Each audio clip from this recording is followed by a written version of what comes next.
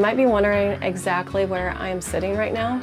It's the back of a 1957 Chevy school bus conversion that was done back in the, I'd say, early 70s.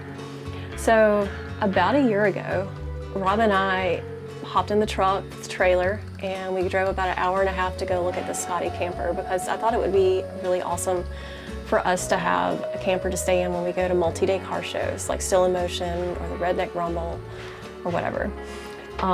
We have dogs, and it'd be nice to take them with us and kind of have a place where they can chill out, or if we want to take a nap or something, or just get out of the sun, you know, we can hang out. And my idea with the Scotty would be that it'd be light enough that I could maybe haul it behind the El Camino and, you know, not have any issues. So we go to look at this thing, and obviously it's not as good as it looks in the picture, so we hopped back in the truck and we took off. Scotty was way more work than we anticipated. It would basically need a full restoration from top to bottom, inside out, through and through. All the wood was rotted. The sheet metal wasn't in perfect condition, like any of it that was on there. And there were a lot of plastics that were broken and either kind of like painted like to the top of the camper or just kind of like haphazardly screwed in where it shouldn't have been. So it wasn't something that was really like super fixable. So anyways, we obviously passed on it. When we hopped in the truck, I opened up my phone, I got to look on Facebook and respond to the owner of the Scotty to say we weren't getting the Scotty, that we were passing on it. And so anyways, like I stumble across this 1957 Chevy school bus. Now, I do like a 57. I do like school buses. I think they're pretty cool conversions when done right. And so I told Rob I wanted to go look at this thing, and I reached out to the guy who had it, and next thing we know, we're in the truck. We've got like a 30-something foot trailer, and we're heading up to North Carolina. On the way there, we hear a loud pop, and we weren't really sure what happened. We didn't really notice anything different in the truck, but it just kind of happened when we hit a bump in the road on the way up, which everybody knows the roads in South Carolina are the worst in the country. And I've driven all over the country, and trust me, they are the worst in the country. So anyways, we obviously had that little issue. We got up there and we realized the airline to the bags had popped. So obviously we weren't gonna have any airbags or helper bags on the back of the truck to get back home. We're gonna be hauling this heavy bus. So we were like, well, it's just part of the adventure. So we get out, we look at the bus. It doesn't run currently, or didn't run currently when we looked at it. So it was kind of like one of those things, like we didn't have a winch on the trailer. So we were gonna have to get creative and get it up there somehow. Well, we got it up there, and that was a lot of fun. It was a challenge. Kind of took a few of us, and then for the most part, I was actually inside of the truck the whole time holding the brake, because the bus going up on the trailer behind the truck was actually pushing the truck forward and moving the whole back end of the truck around. So that was pretty fun.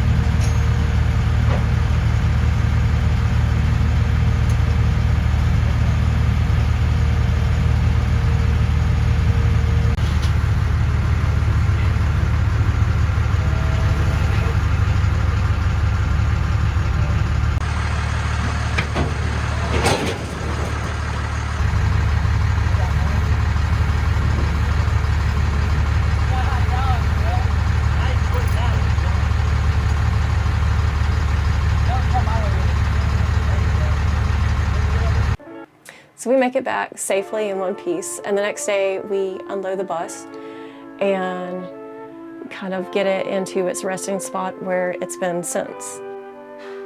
So the previous owner of this bus was Larry Church, and this was known as the church bus. As you can see here, it is engraved into the wood grain on the console here next to the sofa. From what I know about him, he liked to go fishing at sea, and he also might have been a biker. So I did find some motorcycle related artwork and things like that in here. We also have found plenty of fishing lures and ocean fishing guides, so as well as tide tables, which I did hang on to those, so I'll keep those in the bus in the future after we do the restoration. Where we are right now with it is that I am about to kick it into high gear, and I am going to get the inside of this thing cleaned up because we have a movie production coming up soon. So I don't know if anybody really follows us, but recently, about a year ago, we did a film with Chris Bickle and had several of our cars in the film. And well, he's written another script, and he is in pre-production right now for his upcoming film, and which I'm not going to name yet because I want to still keep that a surprise. And I want you to stay tuned.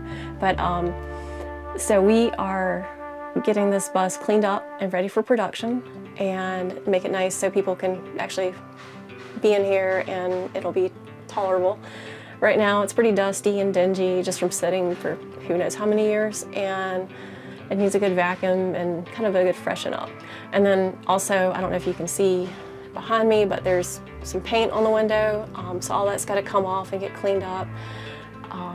Also, all around the entire bus, we have this crusty, like green window film, and all of that's got to come out.